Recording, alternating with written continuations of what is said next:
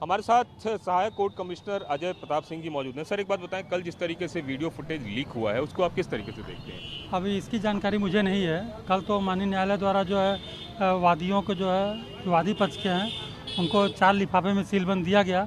अब कैसे लीक हुआ इसकी जानकारी मुझे नहीं है। आपको लगता है कि इसकी जांच वगैरह होनी चाहिए, क्योंकि जिस तरीके से पूरा प्रोसेस अपनाया गया उसमें जो एक तरह से कह सकते हैं कि कहीं न कहीं फुटेज जिस तरह से लीक हुआ वो कहीं गलत है, अदालती प्रक्रिया को डिरेलमेंट हो सकता है? हाँ, ये तो है कि इसका जांच तो होना ही चाहिए, क्योंकि अदालती प्रक्रिया जो है उसका दुरुपयोग किया गया है, तो इसलिए जांच तो होना ही चाहिए। TV9 भारतवर्ष ने तो बाकायदा फुटेज के खरीद बिक्री की भी बात दिखाई कि किस तरीके से लोग खरीद रहे हैं। अभी इसकी जानकारी मुझे नहीं है।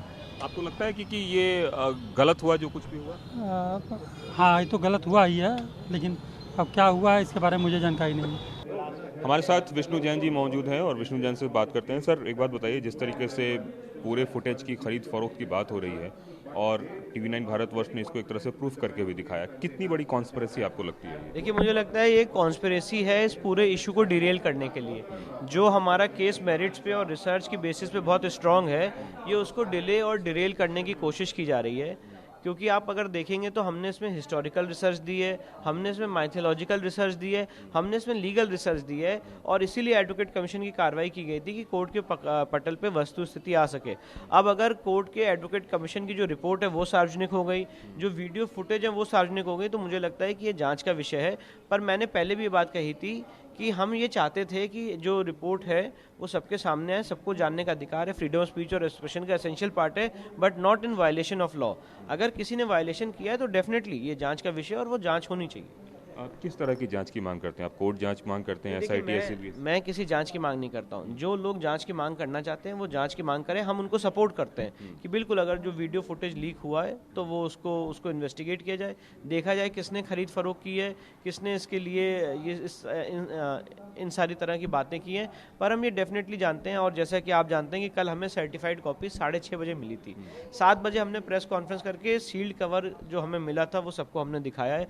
आज हमारे जितने चारों पेटिशनर्स हैं और जो वकील हैं, लोकल एडवोकेट सुधीर जी और सुभाष जी, वो उसको कोर्ट में वापस रिटर्न करने जा रहे हैं। तो अब अगर लीकेज हुई है तो वो देखा जाएगा किसने लीकेज की है। एक बात और पूछना चाहूँगा कि आपको लगता है कि इससे कहीं न कहीं आप लोगों का जो मोराल है वो डाउन हुआ है, या फिर बिल्कुल, देखिए ऐसा कोर्ट प्रोसीजर की कुछ डिरेलमेंट भी आपको देखिए ऐसा कुछ नहीं है। हम लोग तो मेरिट्स पे आर्ग्यू करने के लिए बने हुए हैं, हम केस के मेरिट्स पे आर्ग्यू करते हैं, और इसके केस के मेरिट्स पे कोई फर्क नहीं पड़ता है। ना हमारे कभी मोरल डाउन हुआ था, ना डाउन होगा, क्योंकि जो आदमी गलत काम करता है मोरल उसका डाउन होता है। जो लोग सच्चाई के साथ खड़े रहते हैं, जो लोग अपने केस के मेरिट्स पे खड़े रहते हैं, उनका मोरल कभी नहीं डाउन होता। और एडवोकेट कमीशन की रिपोर्ट कोर्ट के रिकॉर्ड का पार्ट है।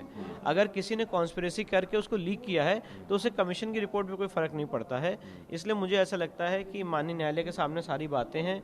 जैसे ही मुस्लिम पक्ष मेरिट्स पे मेंटेनेबिलिटी पे अपने आर्ग्यूमेंट्स कर लेगा, 4 तारीख को हम अगर वो कंक्लूड करते हैं तो हम अपना जवाब देने के लिए रेडी हैं। एक आखिरी सवाल, जो अपोनेंट है वो भी कह रहे हैं कि ये हिंदू पक्ष के लोगों की साजिश है जिसके तहत ये सब कुछ किया गया है।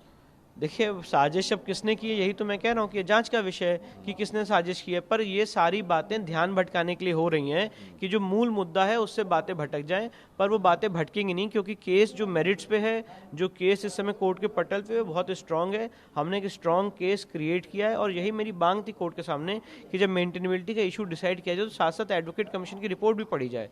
तो जब हमारा टर्न आएगा तो हम केस की मेंटेनेबिलिटी और मेरिट्स पे आर्ग्यूमेंट करेंगे, और जिसको जो कॉन्स्पिरेसी करनी है, जिसको जो एलिगेशंस लगाने हैं, जिसको जो जो बातें करनी है वो कर सकता है। पर हम अपना केस हिंदुओं की तरफ से कोर्ट के पटल पे मेरिट्स पे रखेंगे। कैमरामैन मस्तान सिंह के साथ कुमार कुंदन,